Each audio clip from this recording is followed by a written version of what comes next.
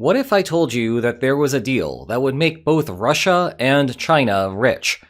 They both know it, and they have both known it for years, but neither of them is willing to make the necessary concessions to get the deal done. Well, that is not a hypothetical. It is a reality. And it is the perfect case study to illustrate why you need to understand bargaining theory to make any sense of the bizarre world that we live in. Perhaps you have already heard the high-level version of the story. Fresh off Trump's visit to China, Xi welcomed Putin to Beijing for the latest renewal of their unlimited partnership. It was all smiles. The main speculation heading into the summit was whether the parties would finally make progress on a proposed gas pipeline to supply Siberian energy to Chinese industry. So the thinking went, China had held up the deal in previous years by demanding that Russia offer incredibly low per-unit prices on gas. However, Donald Trump's foray in Iran has changed the calculus there. Prior to the war, China sourced about 30% of its gas imports from behind the Strait of Hormuz. Although it will take many years to complete the pipeline, the higher baseline level of instability with Hormuz would compel China to raise its offer to Russia. Or at least that was the hypothesis. But nope, no deal. So what gives? Well, today we will begin with a brief history of the Power of Siberia pipelines. Then I will give an overview of the economic situation between the two countries in the context of the Ukraine war, and explain why it is natural to think that a deal should be happening. But then we will finish with a pair of bargaining frictions, hold-up problems, and private information that appear to be tanking the negotiations. But let's start with the POS pipelines. Oh, and just so we are clear, POS stands for Power of Siberia, a perfectly good name and abbreviation that causes no problems when discussing the pipelines casually. As you likely already know, a bunch of tiny creatures all decided to die in the region we now call Siberia. After applying pressure to their fossils for eons, they turned to natural gas, and now the Russian Federation tries to keep itself economically afloat by exploiting sales of the corresponding energy reserves. Unfortunately, natural gas is very hard to transport. Even more unfortunately, very few people live in Siberia who could use the gas. The best solution is to put the gas in pipes and send it to wherever the people are. Well, it turns out that China has a lot of people, so it makes sense to send the gas there. And that is exactly what China and Russia have done previously. The Power of Siberia 1 pipes gas from a couple of eastern fields right into China. Construction on it began in 2014, and they marked the occasion with the pomp and circumstance that you would expect. Here, you can see the first section getting welded, as well as this person on the right, who is definitely a serious inspector, and definitely not a model that Gazprom hired for the occasion. 5 years later, the first deliveries made it to China, and everyone was happy. However, Russia has a second major gas deposit further west. Meanwhile, China still has an endless stream of people. So the next natural question was whether Russia should construct a second pipeline for that purpose.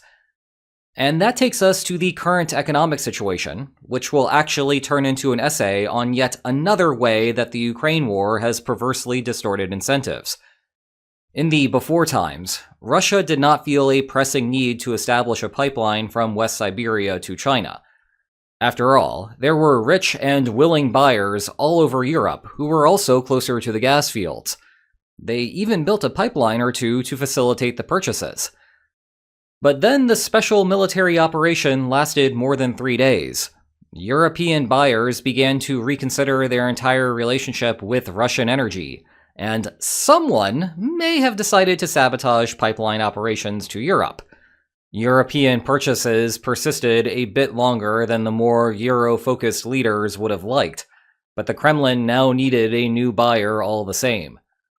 As time progressed, the Kremlin also began feeling a pressing fiscal need to get a deal done.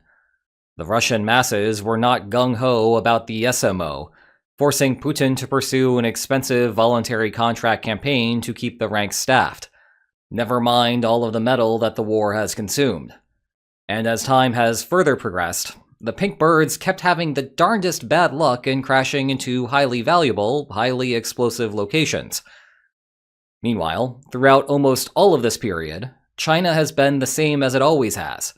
It has a growing industrial base, and they love operating with cheap fuel. We have seen this through China increasing imports of Russian LNG, but that is a suboptimal transportation method. Thus, the pair were a pipeline match made in heaven, and yet, through 2025, they failed to get a deal done. China set contract demands at $120 to $130 per 1,000 cubic meters, roughly equivalent to the subsidized prices that Russian domestic consumers pay. Side note, these energy subsidies are common among autocratic regimes, and they are ridiculous. All they do is incentivize citizens to overconsume the fuel and find perverse applications for it, like Venezuelans converting electricity into bitcoins. It would be economically more efficient to sell the energy on the open international market and then pay the profits back to the citizens. Anyway, again, China sought $120 to $130 per 1,000 cubic meters. Russia was looking for twice the price, between $240 and $260, which is still a discount from post-invasion prices that Europeans tend to pay. I guess that is what happens when you remove a set of wealthy buyers from the equation. Regardless, there was no bridge to close the Russia-China gap, and so you had consecutive meetings where they discussed the pipeline and made progress, yet nothing substantive would happen in between. Policymakers in Kyiv just sat back and watched the whole affair in amusement. Then we had the Iran war and the meltdown of energy markets worldwide. Another pipeline not only provides an alternative for China, it is also less vulnerable to blockade efforts both at Hormuz and the Strait of Malacca in the event that Beijing makes a play against Taiwan. Hence the speculation that China might raise its offer price, and the parties might actually break ground on the second POS. So, what happened? According to reports, Russia kept its asking price at $240 to $260 per 1,000 cubic meters. And China also kept its offer price at $120 to $130. So much for progress. Well, if we want to get an answer to what happened here, we need to start talking about bargaining problems.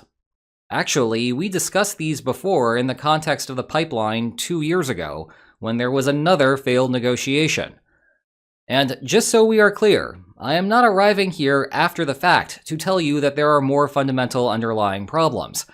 I took my stand on the situation a long time ago, and my only regret is not having the foresight to have the thumbnail caption read "Heated Rivalry" instead. It was clear back in 2024 that the economically efficient thing to do was to set up the pipeline.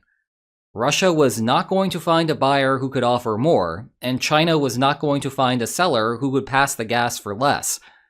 So, in principle, a deal should have made them both better off. Sounds familiar, right? Consequently, if they did not get a deal done, then some bargaining friction must have stood in their way. That is the only way to explain an impasse given a mutual acknowledgement that a deal would have been better for both parties. In that light, whatever is happening over in Hormuz does not change the feasibility of the agreement. An agreement was always feasible. What would cause a change in the expected outcome is if something happened with those bargaining frictions, perhaps in how they interpret them in light of Hormuz, or because something entirely unrelated happened. Okay, then let's discuss the two major bargaining frictions. The first is called a hold-up problem. For gas to exchange hands, someone has to build the pipeline. That is a capital-intensive project that will not offer any returns for an extended period. Russia paid the entire capital cost for its section of the Power of Siberia 1. But you do not need me to tell you that Russia does not have the liquidity for that right now. Therefore, it would be up to China to foot the bill. The standard economic trade would then be for Russia to offer discounted rates on gas until it pays back China for the de facto loan.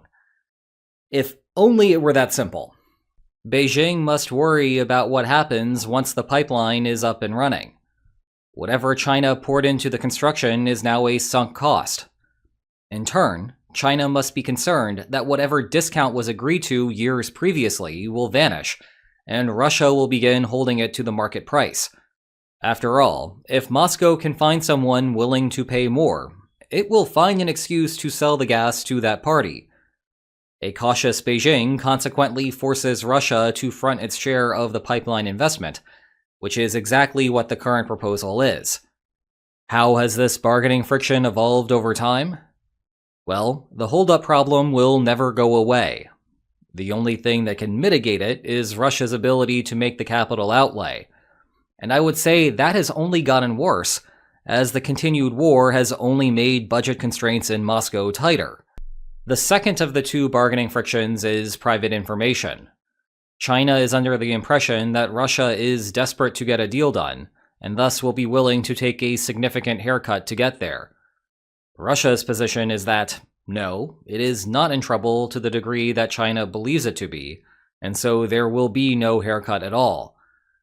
This sounds like a classic case of Russia having private information about its own vulnerability, and it is impossible for us as outsiders to know who is right.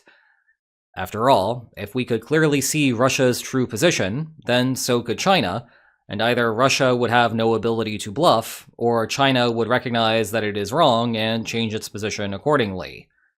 This asymmetry would also explain why recent negotiations between Ukraine and Russia have gone nowhere, so it does seem plausible. On one hand, it is surprising that this uncertainty has persisted for as long as it has. On the other, the Ukrainian refinery campaign has caused enough observable damage that it ought to exacerbate the differences in the remaining unobservable factors. And that might also be causing whatever has happened along Hormuz to cancel out in negotiations with China. And zooming out, I would not expect this impasse to last forever. At some point, China will concede that Russia is capable of holding out for the long run, or Russia will have to give up its bluff. And eventually, Russia's economy will return to a state where making years-long infrastructure investments will be a wise financial move. Okay, that one will be a while, but they will get there at some point. So I think it is inevitable that the Power of Siberia 2 gets built. But until the fiscal and informational problems get resolved, it will be difficult to finalize an agreement on the pipeline. So, what are our takeaway lines for today? The Power of Siberia 2 should improve both China and Russia's welfare. Bargaining frictions are getting in the way of reaching a deal. The Strait of Hormuz crisis does not affect bargaining incentives in the way that would be necessary to change things. And because Hormuz challenges do not override the frictions, we go another summit without a deal. Meanwhile, you do not have to wait to learn more about the politics of China. I have a playlist dedicated. I have a playlist dedicated to the subject. Autocorrect got me again. But boy, is that fitting for this POS video. Anyway, if you enjoyed today's video, then please like, share, and subscribe, and I will see you next time. Take care.